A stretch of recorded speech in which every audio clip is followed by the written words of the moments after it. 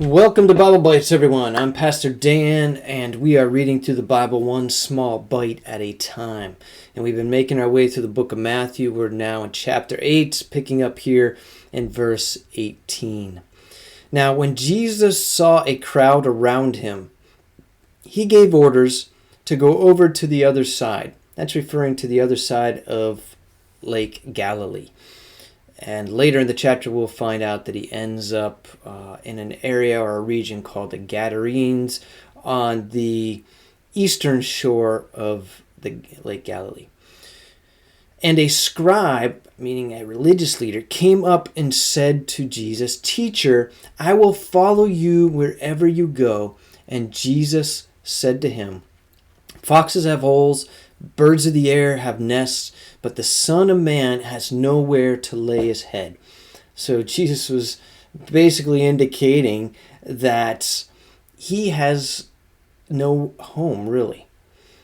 He has no place to call his own. He doesn't even know often where he'll be laying his head at the end of every night. Jesus was telling this religious leader not to keep the man from following him, but to help the man understand the cost.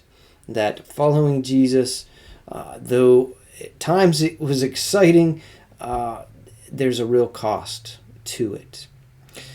Verse 21, another of the disciples, this could refer to one of the 12, probably not, but it could. I guess there's really no way to know, but it was a disciple, someone who at least was in the crowd and probably was following Jesus around to various areas.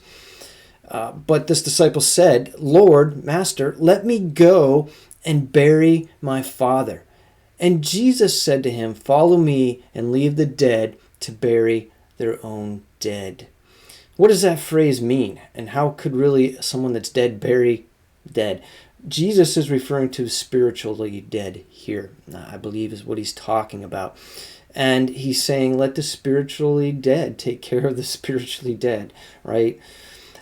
This seems like an accommodation that we would generally make for someone, right? Hey, I need to go bury my father. I need to do this funeral.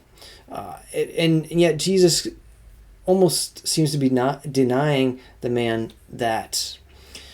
We don't know the context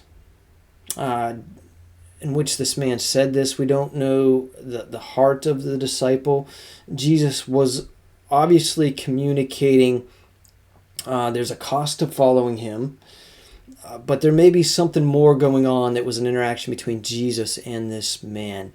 So I'm just going to leave it at that. This can be a hard statement, I realize, to understand, because we would normally just accept that as an appropriate accommodation, right? But Jesus was saying, hey, listen, let the spiritually dead bury the spiritually dead. Jesus was all out for the Father, and he was moving to area to area. He wasn't waiting for others. He was going where God told him. All right, so next week, or next video, we will pick up in verse 23, and we'll catch you then.